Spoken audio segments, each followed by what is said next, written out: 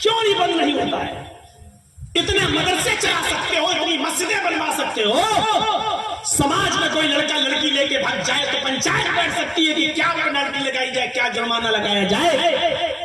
जहेज मांगने वाले और जहेज देने लेने वालों के लिए कोई पेनल्टी क्यों नहीं लगती है? इसमें गांव का मुखिया भी मिला होता है,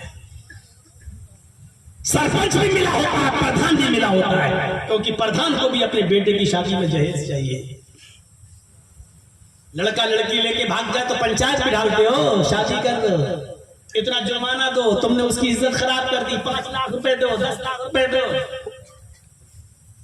पंचायत में डालते हो और तुम्हारा फैसला मानना पड़ता है। तो यही पंचायत जहेज के मांगने वाले और देने और लेने वाले के ऊपर पाबंदी क्यों नहीं लगाती है?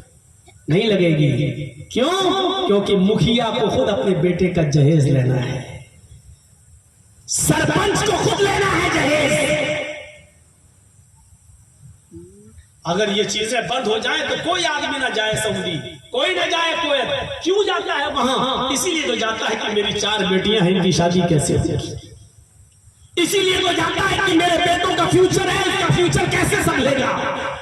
अपनी औलाद के लिए मजबूर हो जाता है बाप, इसलिए वो जाता है और अपनी बीवी बच्चों को फितरे के माहौल में छोड़ देता है। एक बाप के बगैर औलाद की तरबियत कैसी होती है, ये हमसे पूछो। 5 महीने, 5.5 और 6 महीने जेल की सलाखों में रहने के बाद जब लौट के आया तो मेरे बच्चों पर क्या असर पड़ चुके थे इस गैर मौजूदगी में, और कैसे फिर हमें कंट्रोल करना पड़ा। मेरे भाइयों, जरा तसव्वुर करो कि जो 2-2 साल अपनी औलाद को छोड़कर सऊदी और कुवैत चले जाते हैं, उनकी औलाद को संभालने वाला कौन है?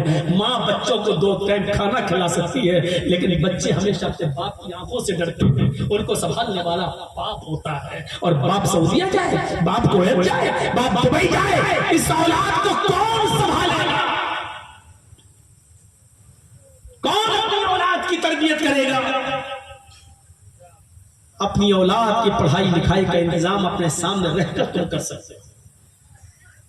माँ एक प्यार दे सकती है अपनी औलाद को, मोहब्बत दे सकती है अपनी औलाद को, अपना दूध पिला सकती है अपनी औलाद को, अपना खून निचोड़ कर दे सकती है, लेकिन बाहर निगरानी नहीं कर सकती है आपकी बीवी, आपकी औलाद की। बाहर की निगरानी आप करें। सुकून कैसे मिले, सुकून कैसे हासिल हो? सोचो। मेरे प्यारे साथियों, जरा अंदाजा लगाओ, कुरान करीम की आयत को फिर से पढ़ो और गौर करो कि वसारिऊ इला मग़फ़िरतिन मिन रब्बिकुम व जन्नतिन। यह आयत हमसे किस चीज का मुतालबा कर रही है? इधर ग़ज़वा उहद हो रहा है, लड़ाई हो रही है, काफिर और मुसलमानों के दरमियान मुसलमानों की तादाद कम है, काफिरों की तादाद ज्यादा है। एक देहाती आता है, देहाती आप जानते हैं, मतलब सब पढ़ा लिखा ना हो, एराबी हो, नया मुसलमान हुआ था, देहाती था, आता है, वो खजूर खा रहा है, उसके पास खजूरों का एक खोशा है जिसमें कच्ची पकी सब खजूरें लगी हुई हैं, खजूर खाता जा रहा है। अल्लाह के नबी से कहता है ये क्या हो रहा है? आपने कहा ये जंग हो रही है। कहा इस जंग में क्या करना पड़ता है? कहा कि अल्लाह की राह में लड़ना पड़ता है। अगर काफिर को मार दोगे तो गाजी कहलाओगे, जिंदा बच गए तो गाजी कहलाओगे, मारे गए तो शहीद कहलाओगे। कहा अल्लाह के नबी अगर मारा गया, शहीद हो गया तो हमें क्या मिलेगा? जवाब दिया जो अल्लाह की राह में मारा जाता है वो डायरेक्ट जन्नत में चला जाता है, उसके लिए जन्नत का वादा है। फिर उसने अंगूरों का वो खोशा उठाकर जमीन के ऊपर फेंक दिया। जब हमें शहादत पर जन्नत मिल रही है तो खजूर खाने में हम अपना टाइम वेस्ट क्यों करें? खजूर खाने में अपना टाइम बर्बाद क्यों करें? उसने खजूरों का वो खोशा फेंक दिया, उसने पेट भर के खजूर भी नहीं खाया, फौरन मैदानी जंग में कूद पड़ा, तलवार चलाया, कई काफिरों को मारा, लेकिन उसी के मैदान में वो भी मारा गया। उसकी गर्दन पर भी तलवार चली और वो भी भी शहीद कर दिया गया, ये भी कत्ल कर दिया गया। मेरे प्यारे साथियों, पूरे वाक़े को बयान करने का मकसद ये था कि जब उसने ये सुना, अल्लाह के नबी ने कहा अगर अल्लाह की राह में शहीद हो गए तो जन्नत मिलेगी। जन्नत का लफ्ज़ सुना, फौरन दौड़ गया। उसने अब लेट नहीं किया, जल्दी की, इतनी जल्दी की जो खजूर खा रहा था उसको भी फेंक दिया। खजूर खाएंगे तो टाइम बर्बाद होगा, इतनी देर में हो सकता है किसी काफिर को मारूं या हो सकता है शहीद ही हो जाऊं। ये खजूर से बेहतर है जन्नत की नेमतें खाई जाए। और कुरान भी तो यही कहता है, सारिऊ इला मग़फ़िरतिन मिन रब्बिकुम व जन्नतिन, अपने रब की मग़फ़िरत और जन्नत की तरफ लपको, जन्नत की तरफ जल्दी करो। इसने जन्नत को पाने के लिए इतनी जल्दी की कि खजूर भी नहीं खाया और मैदान जंग में कूद गया, लड़ते लड़ते शहीद हो गया और जन्नत सिधार गया। मेरे भाइयों, गौर करो कि ये कौन से सहाबा थे। ये देहातियों का हाल था, ये मुहम्मदुर रसूलुल्लाह के अरबियों का हाल था। दीन की मोहब्बत, कुरान की मोहब्बत, आयतों से मोहब्बत और जन्नत की मोहब्बत अल्लाह के नबी ने उन देहातियों के दिलों में भी ऐसी भर दी थी कि जन्नत का नाम सुनते थे तो पेट भर के खजूर खाने में भी टाइम बर्बाद नहीं करते थे।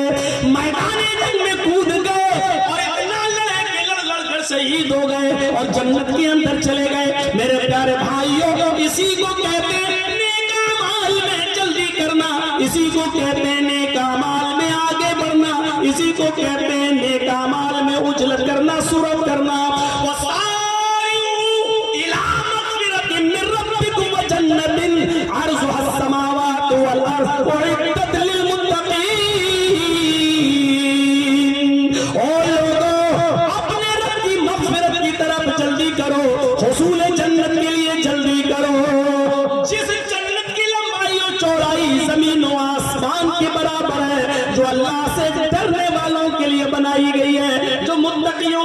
तैयार की गई है, उस जन्नत को पाने की कोशिश करो मेरे भाइयों, जल्दी करो। हजरत आयशा सिद्दीका से किसी ने पूछा, हजरत आयशा सिद्दीका से किसी ने पूछा, अरे आयशा, अल्लाह के नबी के बाहर के हालात तो हमें मालूम है, मस्जिद में कितनी नमाज पढ़ते हैं मालूम है, सहाबा में कितना वक्त देते हैं मालूम है, जंगों में कैसे रहते मालूम है, हमारे बीच होते हमें उनका हाल मालूम है, लेकिन घर में कैसे रहते हैं, घर के हालात हमें नहीं मालूम। अरे अम्मी आयशा, आप बताइए अल्लाह के नबी घर में कैसे रहते हैं। हजरत आयशा फरमाती हैं, घर के हालात अल्लाह के रसूल के बड़े अजीब हैं। अगर वो आप लोगों के दरमियान रहते हैं तो आपको मालूम है, घर में रहते हैं तो मुझे मालूम है। जब मैं आटा गूंदती हूँ तो अल्लाह के नबी, जब मैं रोटी पकाने के लिए जाती हूँ तो अल्लाह के नबी सल्लल्लाहु अलैहि वसल्लम आटा खुद गूंद देते हैं। मैं पानी भरने जाती हूँ तो बर्तन अल्लाह के नबी खुद उठा देते हैं, उठा लेते हैं। जब मैं झाड़ू लगाने जाती हूँ तो अल्लाह के नबी सल्लल्लाहु अलैहि वसल्लम कपड़े खुद धुल लेते हैं। मेरे घर के कामों में वो खूब हाथ बटाते हैं, खूब मदद करते हैं, खूब हमारी हेल्प करते हैं। फिर जब थक जाते हैं तो हमारी रान पर, हमारी गोद में सर रख कर सोते हैं। हम लोग प्यार भरी बातें करते हैं, हंसी मजाक भी करते हैं। हस्बैंड वाइफ के होने की हैसियत से हम लोग आपस में प्यार कर रहे होते हैं, हम लोग एक दूसरे से हंस खुश कर बातें कर रहे होते हैं कि इतने में आजान की आवाज आती, इतने में मुअज्जिन पुकारता, अल्लाहू अकबर, अल्लाहू अकबर। और जैसे ही हमारे शौहर, हमारे हस्बैंड मुहम्मदुर रसूलुल्लाह के कानों में आजान की आवाज जाती, बिलाल की निदा जाती, अल्लाहू अकबर की आवाज जाती, अल्लाह के नबी मेरी गोद से सर उठाते, मैं नबी को पकड़ने की कोशिश करती तो अल्लाह के रसूल मुझे धक्का दे देते, मुझे मेरे बिस्तर पे हटा देते, धक्का दे देते, मुझसे अलग हट जाते, आंखें चुरा लेते, कुएं में जाते, अपने हाथ से पानी खींचते, फिर वुजू बनाते और वजू बनाने के बाद फिर आते और सीधे नमाज पढ़ने लगते, सुन्नतें घर में पढ़ते और फर्ज नमाज के लिए हुजरे में से बाहर आते और आपके पास आ जाते, यानी प्यार कर रहे होते, हंसी मजाक कर रहे होते, हमसे बोल रहे होते। लेकिन जब ये सुनते अल्लाहु अकबर तो इतनी जल्दी करते नेक काम में, इबादत में, नमाज के लिए कि फिर मुझे ऐसे भूल जाते, मेरी तरफ नजर उठा के भी नहीं देखते। ऐसा लगता है जैसे कई महीने बीत गए मुझे देखा ही नहीं, जब नजरें फेरते तो ऐसा लगता जैसे हमें पहचानते ही नहीं। यानी बीवी को देते और जब इबादत का वक्त होता तो इतनी जल्दी करते कि मुझे भूल जाते, ऐसा लगता जैसे मुझे जानते ही नहीं, मुझे पहचानते ही नहीं।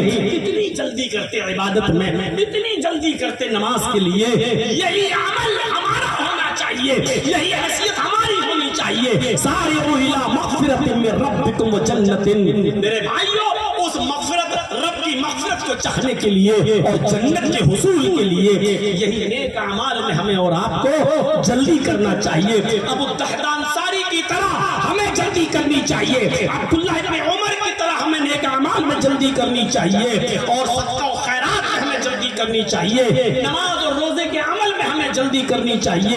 ये सोचकर कि पता नहीं इसके बाद हम जिंदा रहेंगे या नहीं, या ये सोच कर के ऐसा ना हो कि अभी जो ख्याल मेरे दिल में आ रहा है कहीं शैतान मेरे दिल के इरादे को बदल न दे, मेरी नीयत को बदल न दे। मेरे प्यारे साथियों, मैंने परसों भी 2.25 घंटे की तकरीर की, आज भी कल भी मैंने 2.25 ही घंटे बोला और आज भी मैं 2.25 ही घंटा चल पाया। इससे ज्यादा मेरे भाइयों अब मैं नहीं, क्योंकि कल भी मेरा प्रोग्राम है और फिर आगे भी मेरे प्रोग्राम लगे हुए हैं और फिर रात भर जागना और दिन में लोगों का मुसाफा और बातें और तमाम